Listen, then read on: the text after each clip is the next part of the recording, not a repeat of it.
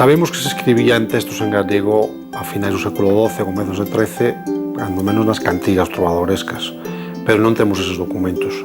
Realmente do que temos documentación, que testemunhos directos, é da prosa documental, notarial.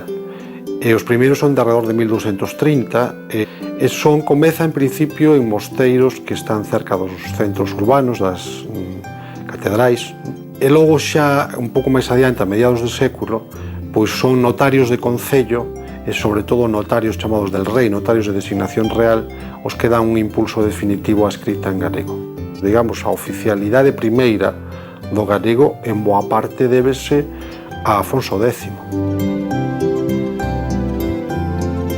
Aí hai unha conexión inesperada tamén que haberá que repensar entre a cultura e a lírica profana, de carácter laico, máis ben de ambiente nobiliario, non? E a cultura monástica. Nunca se establecera esta conexión e aí aparece unha conexión interesante que non hai que desbotar. Perseguindo un pouco a través do foral de Caldelas, obtive unhas pistas sobre os trovadores máis antigos en galego. Son todos da mesma terra, das terras entre a cidade de Ourense e o mosteiro de Oseira.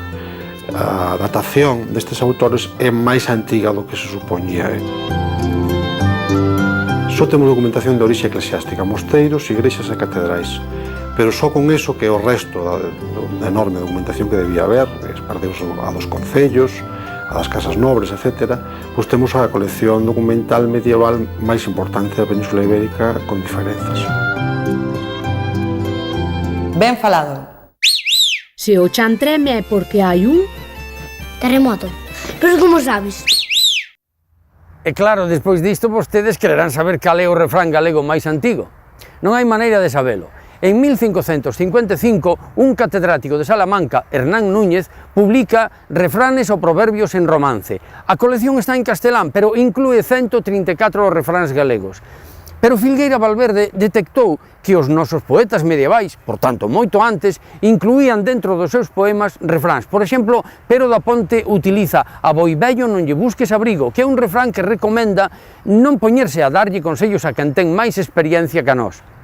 Os antigos romanos xa usaban refráns e algún como "lonxe dos ollos, lonxe do corazón" xa o decían en latín os romanos. Por esa razón, na Idade Media aos refráns non se lle chamaba refráns, chamábaselle verbo antigo. Este é un verbo antigo verdadeiro, de longas vías, moi longas mentiras. Abur.